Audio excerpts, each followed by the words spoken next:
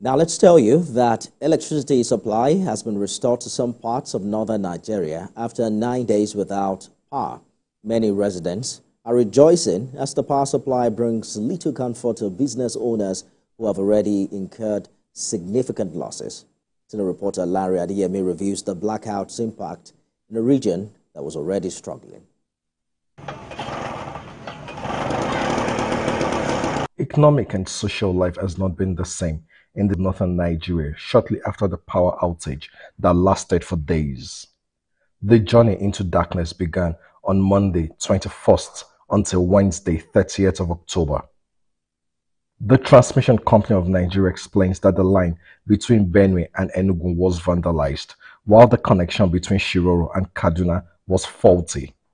These explanations and promises of swift repair brought little comfort to residents and business owners in the affected states. We are suffering, especially now we are just doing our business without gaining. It's not good. We are not happy. We have to increase the price because we have to buy fuel to fuel our generator. So before we used to do it 500 naira, so now it has increased to 600 naira. This is not the first prolonged electricity outage in 2024.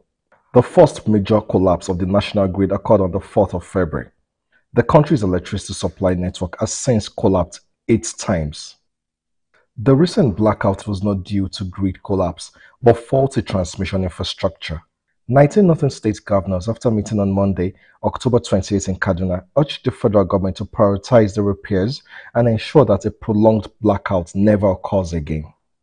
Though electricity supply was restored late evening on Wednesday, 30th of October, business is continuing to grow as many had suspended operations under the weight of high operations costs. It's not all about Adamu, the largest frozen food distributor in Gombe State, explains that he could lose up to 15 million naira in stocked items if he does not run his diesel-powered generator. You are a businessman. You can't just remove the money from your pocket.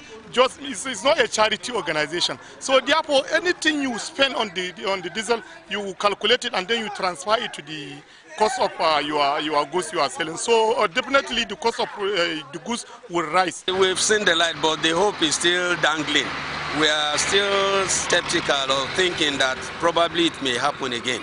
Residents have suffered untold hardship and businesses recorded significant losses. The hope, though very slim, is that this sort of prolonged outage would not reoccur anytime soon. Larry Adeyemi, TVC News, Gombe.